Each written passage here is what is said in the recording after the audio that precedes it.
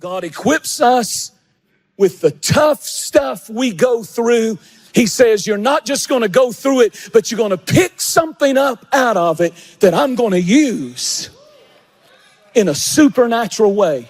If you've been through the desert of divorce, God's not through with you. If you've been through and going through the desert of addiction, God can use the very thing that you're going through later. He says, I'm going to revisit it. I'm going to cause it to come alive in a supernatural way, and I'll use it against the enemy. Then he goes before Pharaoh. And when he gets before Pharaoh, he says, God said, let my people go. And Pharaoh said, why would I do that? You don't impress me. And Moses felt like, well, he doesn't know what I got in this stick. And he took that stick, and I think he kind of did it with an attitude. He threw it down and probably threw his robe back like that and stood and said, watch this. You've never seen anything like this. And sure enough, the stick turned into a serpent. And Pharaoh yawned. And he said, bring my magicians in. There's a difference between miracles and magicians and magic. Magic is trickery. The Bible said they began to burn incense. They created smoke. It's smoke and mirrors. This was not. They couldn't make real sticks. They had sticks and they threw them down. But we don't know. They probably were encased in something, and when they hit the ground, the snakes broke loose. And all the magicians of Pharaoh, they threw the sticks down, and there was a bunch of snakes down on the ground, but then something powerful happened. The Bible said that Moses, the snake that God put in that stick, goes over and starts eating up the other sticks, swallowed all the false sticks. Oh, come on, somebody. And it started with one stick, and it ended with one stick. And this thing started with one Lord, and it's going to end with one Lord. He's King of Kings. He's Lord of Lords. And his name is above every name. And he'll swallow up all of his enemies. His name is Jesus. Give him a mighty praise if you believe it.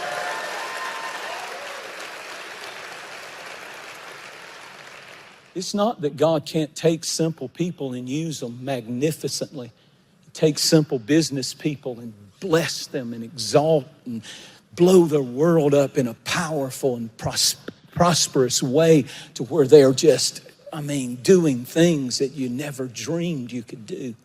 That's not the biggest supernatural thing of the story. It's the fact that when Moses picked the snake up, it went back to being a stick. The snake turning back into a stick is the most supernatural part. Because many times we love the sensational. We love the super successful. We love the super spiritual. We love it when God throws us down and he uses us and he does something powerful in front of an awesome audience, and it's a big deal. But the question is, can you still serve God after he gives you supernatural success? Will it change how you feel? Will you become arrogant? Will you become self-sufficient? Will you become someone who wants to walk around and take the glory? Or can you go right back to being a stick?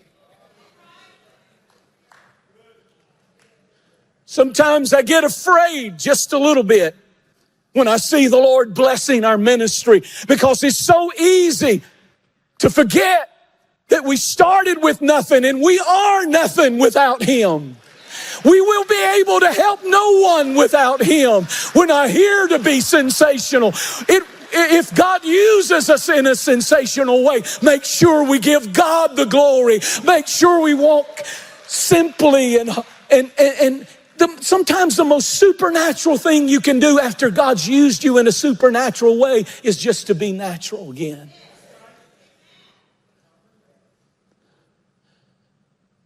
When you first started coming to church, you were just a stick. Oh, how you needed him. You walked down that aisle and you got married as a little couple that didn't have much but love. You were living on love. Oh, how you needed him. But somehow you think you don't need him now. Can you go back to a simple, ordinary stick? But I can't find anywhere after that occasion that God ever turned that stick back into a serpent. God never used the serpent again. But when there was a division in the camp of the Israelites, and Moses wanted to decide which of the 12 tribes the high priest would come from, he told each of the leaders of the 12 tribes to bring a stick from an almond tree. Cut the limb off of an almond tree and bring the stick and lay it in the presence of the Ark of the Covenant. And the stick that was cut down and comes alive will be the one that I choose. Write your name on it from each of the tribe leaders. Write your name on the stick and lay all 12 of them on the altar. And the one stick that comes alive that was completely cut down, you'll know when it starts budding. When the rod starts budding and it's not even connected. You know where the life was coming from? The Ark of the Covenant. In his presence, there's life. In his presence, there's supernatural provision. In his presence, there's supernatural power. My God, if you want to get in if you'll get in his presence, that which has been cut down and is dried up, it will begin. The Bible said the next day they walked in and Aaron's rod was budding and there were almonds on it. A supernatural success. God said, I like that stick.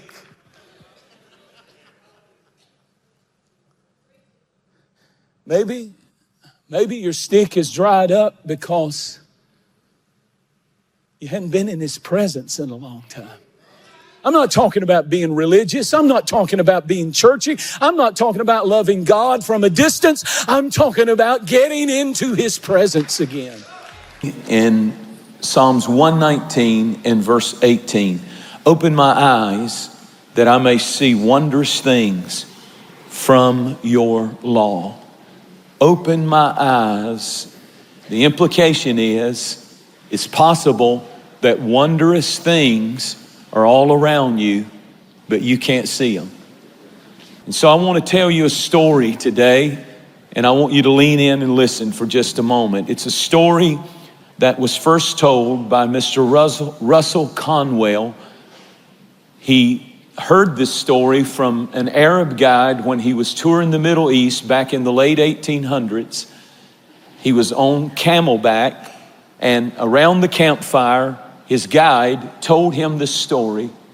Mr. Russell Conwell took the story and put it in a pamphlet, and it was printed, and it sold 7 million copies. His story is this. He said there lived in South Africa, it's a true story, a man by the name of Ali Hafid. He was a poor farmer. He had an ox, he had a plow, he had a lot of land. He lived in a very meager house, but in many ways he was blessed and he was content until a stranger came by his house. He worked hard for everything he had day after day, and a stranger was passing through, a traveler was passing through, and he stopped by and told this old farmer about what was happening in India. In those days, they were discovering mines, diamond mines in India. And you know how things get exaggerated. And he said, what you should do instead of working so hard and working yourself silly and you don't have much to show for it, even though the man was content. If you're content and you're blessed, you got enough for you and your family, you are blessed. But the man, when he started hearing about people who were finding diamonds the size of rocks and becoming fabulously rich, became totally discontented with his life. And he sold the whole farm And he said, I'm going to chase the diamonds. I'm going to find them. And he hugged his wife goodbye, put his money in a sack, said goodbye to his children, put them up temporarily. And he said, when I come back, we'll be fabulously wealthy and you'll be set up for life. And he goes off as a soldier of fortune looking for diamonds in India. And after searching and searching and searching, he ends up writing a note that says, and I quote, "There's no diamonds anywhere." He jumped into a raging river and took his own life. Now here's the part of the story that's amazing. It's a true story. The man who bought the farm hooked up the same ox, the same plow, the same field, the same old farmhouse he lived in, and he ate the same food.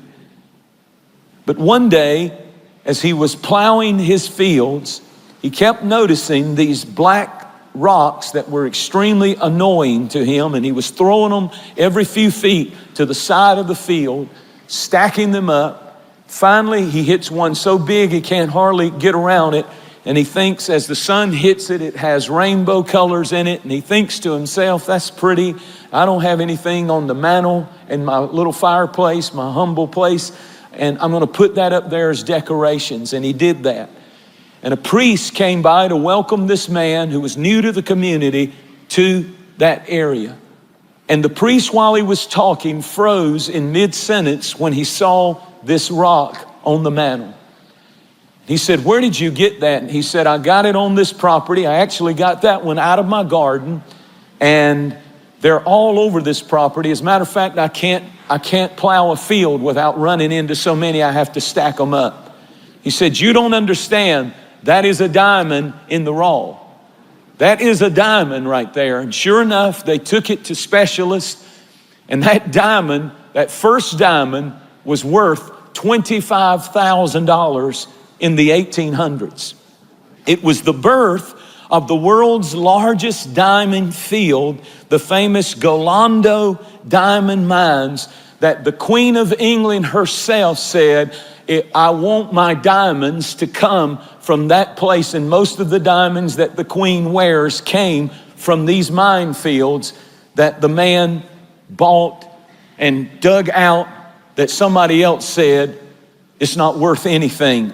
It's out there. It's not here." Now think about what I'm saying. The man who flung himself into that raging river never realized that he had been living on acres of diamonds. He thought it was out there. He thought if I could just find it out there, if I could just go out there, that I could really find something of great worth, never realizing that he was living in acres of diamonds.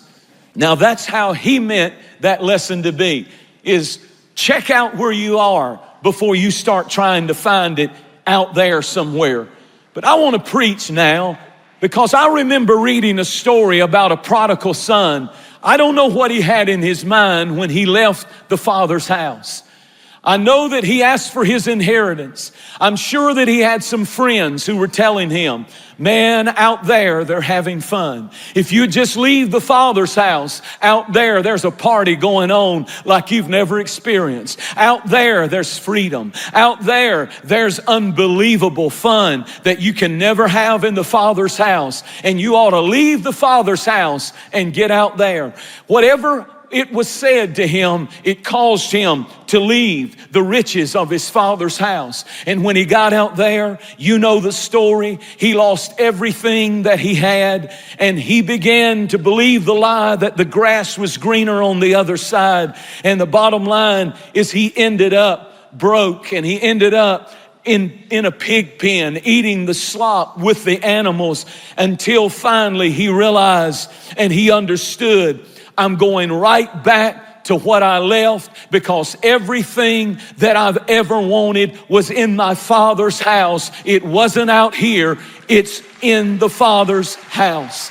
I'm preaching to you today that we right here are living in acres of diamonds. If you know you're saved, if you know you're going to heaven, if you know that things are right with God, you are living in acres of diamonds. Take a praise break and I'll keep moving. Don't sell out so cheaply. Don't believe the lies. You may be giving up something that somebody else would give anything to have. You see, in the process of making a diamond, it takes time. A diamond is born because of intense heat and pressure. It's the intense heat and pressure on carbon monoxide that takes just coal and causes a diamond to be born. In other words, listen carefully, if the pressure is just right, if the heat is just right, and the coal will submit and not get up and move away from the heat and move away from the pressure, but only the pressure and the heat can cause the coal to give birth to a diamond. That's where diamonds come from. I'm telling you that you shouldn't run from your trials. You shouldn't run from them, for in them you will learn more. You will become more. You will do more. Quit jumping from marriage to marriage. Quit running from church to church every time something happens you don't like. Stay right there where you're under heat and you're under pressure, because only then can diamonds be born.